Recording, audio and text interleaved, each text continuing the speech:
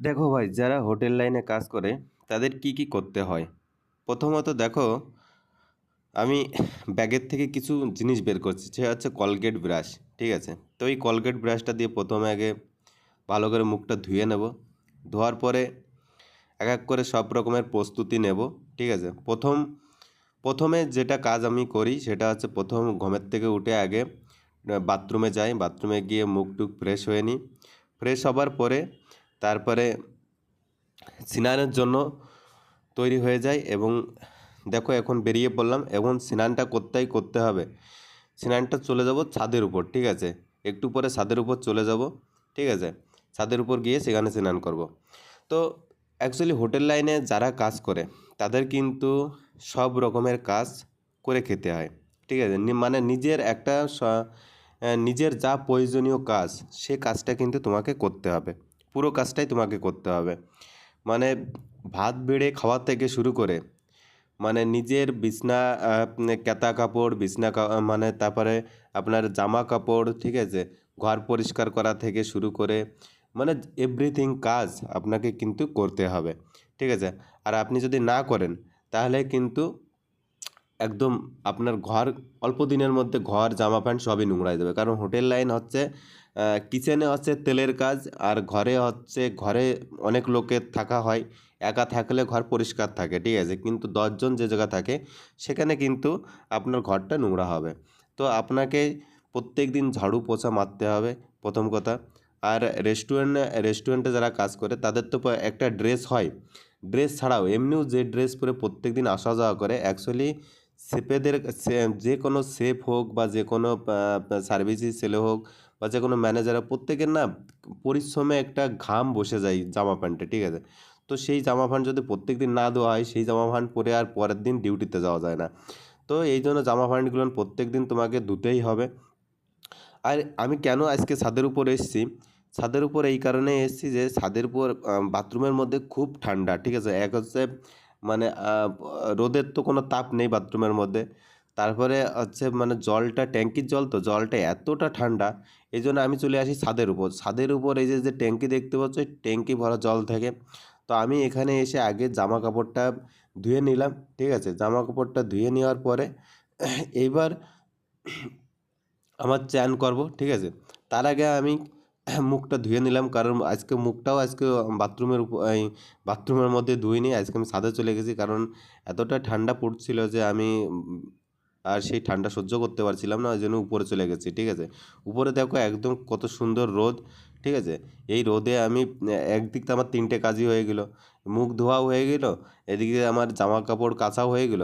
আর এই জামা কাপড় মানে এতটা বিরক্তি লাগে না প্রত্যেক দিন, মানে এতগুলো ড্রেস। ঠিক আছে, মানে 4-5টা ড্রেস আমরা কাজে ব্যবহার করি। ঠিক আছে, তো প্রত্যেক দিন একটা না একটা তোমাকে ধুতেই হবে। ঠিক আছে, আর আমাকেও সেই একই সেম কাজ করতে হয়, প্রত্যেক দিন একটা না একটা ড্রেস আমাকে ধুতেই হবে।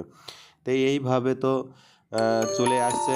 ঠিক আছে, তো যারা বাড়ি থাকো তাদের কি হয়, যারা বাড়িতে কাজ করো তাদের কিন্তু এই কাজটা করতে হয় না, বা যারা বিভিন্ন ব্যবসা বাণিজ্য করো তাদের কিন্তু ফ্যামিলির লোক ধুয়ে দেয়, কিন্তু আমাদের তো আর ফ্যামিলির লোক বাড়ির পাশে থাকে না, যা কিছু করার আমাদেরই করতে হয়। ঠিক আছে, এই জন্য আমার মাঝে মাঝে খুব বিরক্ত হয়, কারণ সারাদিন ডিউটি করে আসার পরে বা এত পরিশ্রম করার পরে তারপর যদি আবার আমাকে ড্রেস ধুতে হয়, ঠিক আছে, তাহলে কতটা অসহ্য লাগে বলো তো। ড্রেস ধুতে এতটা বিরক্ত বোধ লাগে যে আমি আর বলে বোঝাতে পারবো না। প্রত্যেক দিন এরকমভাবে প্রত্যেক দিন একটা না একটা ড্রেস আপনাকে ধুতেই হবে। ঠিক আছে, আর না ধুলে তো আর নোংরা জিনিস পরে তো মানুষের সামনে যাওয়া যায় না। আর হোটেল ইন্ডাস্ট্রি এমন একটি জায়গা যেখানে আপনার প্রথমত পরিষ্কারটা মেন। ঠিক আছে, আপনার গ্রুমিংটা প্রথমে দেখবে। ঠিক আছে, তারপরে আপনার কাজটা পরে দেখবে, আগে গ্রুমিংটা দেখবে যে আপনি হোটেল ইন্ডাস্ট্রির জন্য পারফেক্ট কি পারফেক্ট না। কারণ আপনার প্রথমে নখের থেকে শুরু করে চুলের থেকে শুরু করে, ঠিক আছে, মানে আপনার পোশাকের থেকে শুরু করে আগে এই জিনিসটা দেখবে যে ওর মধ্যে নিজের কোয়ালিটিটা কতটা আছে। ঠিক আছে, তারপরে তো কাজ তো অবশ্যই করবে, প্রত্যেকটা ছেলেই কাজ করে। তো এটা আগে প্রথমে দেখে নেয়। ঠিক আছে, তারপরে অন্য সব দিকে কথা বাড়ায়।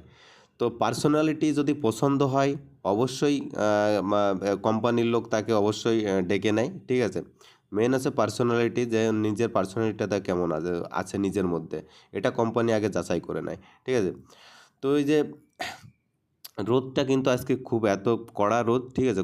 আমার খুব মিষ্টি লাগছিল রোদটা, মানে যেরকম শীত সেরকম উপরে রোদ। তো রোদটা খুব মিষ্টি লাগছিল। তো ওই জন্য আমি এই যে বালতিতে জল ভরছি, জলটা ভরে জামা প্যান্টগুলো ধুয়ে নেড়ে দেবো, ঠিক আছে? এই জল ভরে গেছে, এবার জামা প্যান্টগুলো ধোবো, ধুয়ে নেড়ে দেবো, মুখটা ধুয়ে নিলাম, ঠিক আছে? ধোয়ার পরে জামা প্যান্টগুলো যখন নাড়া হয়ে যাবে তারপরে আমি স্নান করব। তো স্নানটা করতে হায়েস্ট হলেও আমার এই জায়গায় স্নান করতে আমার 10-5 মিনিট 15 মিনিটের মধ্যে আমার স্নান পুরো কমপ্লিট হয়ে যায়, ঠিক আছে? আর বাথরুমে আসলে আমার 2 মিনিটের মধ্যে স্নান কমপ্লিট হয়ে যায়, ঠিক আছে? কারণ বা এতটা ঠান্ডা যে ঠান্ডায় আর থাকতে পারি না, ঠিক আছে? 3-4 বালতি জল ভরে ঢাপ ঢাপ করে মাথার উপর ঢেলে নিয়ে আমার পুরো স্নানটা পুরো কমপ্লিট হয়ে যায়। যত তাড়াতাড়ি করতে পারি ভাই, বাথরুমের মধ্যে ঢুকলেই ভাবি যত তাড়াতাড়ি আমি কাজটা করে নিতে পারি, ঠিক আছে? তো দেখো এই কালকে এই প্যান্টটা আমি ভিজিয়ে রেখেছিলাম কালকে রাত্রেবেলা, ঠিক আছে? রাত প্রায় তখন 12টা 12:30 বাজে, তখন আমি ভিজিয়ে রেখেছিলাম। আর এখন আমি এই জিনিসটা ইয়ে করছি, ঠিক আছে? আজকে সকালে। কারণটা কি, যে তেলের লেয়ার পড়ে যায় না জামা প্যান্টে, তাই এতে কি হয়, যদি একটু ভিজিয়ে না রাখি তো তেলের লেয়ারটা কাটতে চায় না। আর সবসময় আমাদের জামা প্যান্ট না, সবসময় আমরা হচ্ছে একটু সার্ফ বেশি দিয়ে ধোয়া পয়লা করি। কেন বলুন তো? ওই তেলের কারণে। একটু সার্ফটা বেশি দিলে কি হয়, তেলটা তাড়াতাড়ি কেটে যায়, ঠিক আছে? কিন্তু একটু সার্ফ অল্প দিলে তেলটা কাটতে অনেকটা টাইম লাগে, ঠিক আছে? তো যারা হোটেলে কাজ করো তারা তো জানোই সব কিছু। আর যারা হোটেলে কাজ করো না তারা দেখেও নাও যে হোটেলে কাজ করতে গেলে আপনাকে প্রথম যে তৈরিগুলো নিতে হবে সে হচ্ছে নিজের কাজ নিজেকে পুরোটা শিখতে হবে, ঠিক আছে? আর সবসময় পরিষ্কার থাকতে হবে। আর প্রথমত এমন সময় আসে বা এমন কিছু টাইম আসে যে খাবারটা তুমি 10টার সময় খাওয়ার কথা তোমার, সেই খাবারটা খেতে খেতে তোমার 4টে 5টাও বেজে যেতে পারে। আর তারপরেও দেখা যাচ্ছে দে দেখা যাচ্ছে কোনো একটা ব্যাপারে তোমার খুব দরকার, ছুটির দরকার, সেই ছুটিটা তোমার তখন কিন্তু নাও হতে পারে, ঠিক আছে? এরকম কিছু প্রবলেম থাকে, ঠিক আছে? আর ডিউটি দেখা যাচ্ছে তোমার 10 ঘন্টা ডিউটি, সেখানে তোমার 13-14 ঘন্টাও ডিউটি করতে হতে পারে সময় বিশেষে, ঠিক আছে? সব সময় না, সময় বিশেষে এটা করতে হতে পারে। কিন্তু তাই বলে কিছু করার নেই, ঠিক আছে? তো আরেকটা জিনিস দেখো, এই যে সামনে একটি আম গাছ আছে, এই আম গাছে কিন্তু এখন বোল আসার টাইম, এখনও কিছু বোল এসে যাবে। আর এমনই আম গাছটা এমনই একটি জায়গায় আছে একদম আমাদের ছাদের পাশেই, ঠিক আছে? তো আম ধরলে তো আম খেতেই পারবো। এই যে গায়ে জল ঢেলে নিলাম, দেখো গায়ে জল ঢেলে নিয়েও কিন্তু ঠান্ডা হাওয়া ছাড়ছে, ঠিক আছে? এর জন্য একটু খারাপ লাগছে যে ঠান্ডা হাওয়া ছাড়লে তো খুব খারাপই লাগে না, ছাদের উপর না পুরো খোলামেলা জায়গা। তো যখনই জল ঢালি না তখন ওই সময় বেশ ঠান্ডা হাওয়া ছাড়ে, ঠিক আছে? মানে এমনিতে ঠান্ডা হাওয়া চলে, মানে গায়ে জল ঢালি মনে হয় কি আরও বেশি লাগছে হাওয়াটা, ঠিক আছে? একদম এত ইয়ে লাগে। তবুও চান তো করতে হবে, চান না করে তো থাকা যায় না। চান না, আমি আবার আমার গায়ে যদি মাথায় যদি জল না দিই তা আমার সারা দিনে আমার মানে দিনটাই বেকার চলে যায়, ঠিক আছে? মানে এতটা খারাপ লাগে যে আমার না কোনো কাজকর্মে মন লাগে, না কোনো কিছু করতে ভালো লাগে, ঠিক আছে? একদম অসহ্য লাগে, ঠিক আছে? ওই জন্য আমি কী করি, যত কষ্ট হোক, যত ঠান্ডাই হোক, যত প্রবলেমই হোক, আমি যে কায়দায় হোক একটু মাথায় একটু জল নেবই, কারণ মাথায় জল না নিলে আমার একদম সারা রাত্রে ঘুম আসে না। অনেকে আমি দেখেছি যে শীতের সময় কী করে, বেশি ঠান্ডা পড়লে দেখা যাচ্ছে চান করে না, ঠিক আছে? বা বেশি ঠান্ডা পড়লে দেখা যাচ্ছে ইটি করে না, ঠিক আছে? একটু গা হাত পা ধুয়ে চলে যায়, ঠিক আছে, ঠান্ডার জন্য। কিন্তু আমার ওটা না, আমার যে কায়দায় হোক আমাকে চান করতেই হবে। চান না করলে আমি থাকতে পারবো না, ঠিক আছে? এরকম একটা পরিস্থিতি। তো হয়ে গেছে, চান করাটা হয়ে গেছে, এবার রুমে চলে এসেছি।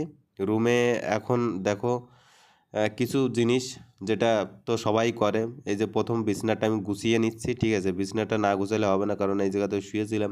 তো এগুলো ঝেড়ে পুছে একটু গুছিয়ে নেব, ঠিক আছে? ঝেড়ে পুছে গুছিয়ে নিয়ে আবার রাত্রেবেলা এসে আবার একটু ঝাড়ু পোছা মেরে নিই, ঠিক আছে? তারপর শুয়ে পড়ি। তো এই যে সব জিনিসগুলো গুছিয়ে রাখছি, ক্যাথাটাও গুছিয়ে নেব, ঠিক আছে? গুছিয়ে নেওয়ার পরে এইবার বসে যাব, ঠিক আছে? এটা গুছানোর পরে এবার নিজের প্রতি একটু খেয়াল দেবো, কারণ আমার তো মাথায় চুল নেই, চুল উঠে যাচ্ছে, ঠিক আছে? তো এই জন্য আমি একটা আয়ুর্বেদিক তেল মাখি, সে তেলটা আমি প্রত্যেক দিন নিতাম, কিন্তু এখন প্রত্যেক দিন নিতে পারি না। এখন কিছুদিন পরে নিই। তো দেখো তেলটা বের করছি, ঠিক আছে? হ্যাঁ, ওই যে তেলটা বের করলাম, তেলটা এবার নেব। এবার একটা মুখে মাখাতা আছে, ঠিক আছে? সেই মুখে মাখাতাটা একটু মুখে নিই, কারণ শীতের সময় তো আমি অ্যাকচুয়ালি গায়ে বা মুখে কিছুই নিই না। কারণ এই কারণেই নিই না, কারণ আমার এসব নিতে ভালো লাগে না, ঠিক আছে? তাই এই কারণে আমি নিই না।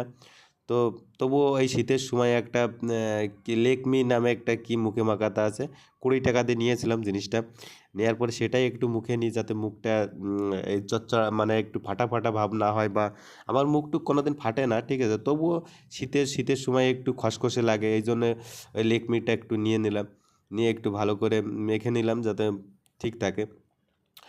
আর এরপরে মাথায় দেখতে পারো, আমার মাথায় কিন্তু অনেকটা চুল আগেও কম ছিল, তবু এই তেলটা নেওয়ার পরে আমার অনেকটা পরিবর্তন হয়েছে। প্রায় আমি কন্টিনিউ 3-4 মাস নিয়েছি, নেওয়ার পরে তারপরে এখন একটু কম করে দিয়েছি।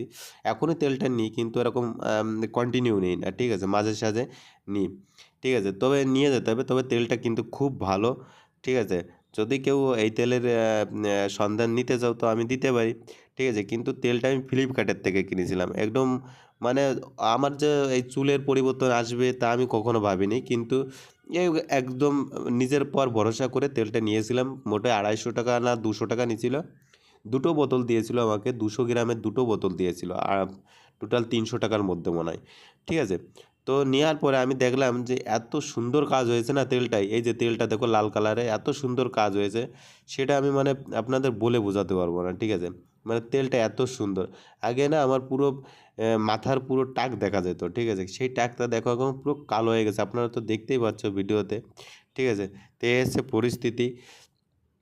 এরপরে কিন্তু এই যে সব কমপ্লিট করে রেখে দিলাম, ঠিক আছে?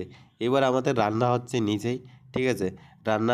রান্না করছে এক ঠাকুর, আমাদের রান্না করছে। আমরা যত স্টাফ কাজ করি, ঠিক আছে? প্রত্যেকের রান্না কিন্তু আমাদের একজন ঠাকুর আছে, সেই ঠাকুর আমাদের রান্না করে। তো এবার সেই রান্নাটা মনে হয় সম্ভবত হয়ে গেছে কিনা আমি বলতে পারলাম না। তবে একটু এখনই খেতে যাব। এই কাজটা কমপ্লিট হওয়ার পরেই খেতে যাব, ঠিক আছে? খাওয়া-দাওয়া করে রেস্ট নেব। তারপর যখন ৩টে ৩:৩০ বাজবে, এখান থেকে বেরিয়ে যাব, বেরিয়ে কাজে চলে যাব, ঠিক আছে? তো আবার সেই কাজ করব, কাজ করে আবার সেই রাত ১টা-১:৩০টার দিকে আসতে হবে। ১:৩০টার মানে ১টার সময় ক্লোজিং হবে, আসতে, আসতে ১:৩০-২টো বেজে যাবে, ঠিক আছে? তো এইভাবে প্রতিদিন কন্টিনিউ আমাদের রুলস অনুযায়ী মানে কি বলবো? একজন ডক্টর বা একজন সৈন্য ডিপার্টমেন্টে যেরকম রুলস মেনে চলতে হয়, আমাদেরও কিন্তু একদম সেম টু সেম এরকম রুলস মেনে কাজকর্ম চালাতে হয়। না হলে একটু উল্টোপাল্টা হলে কিন্তু একটা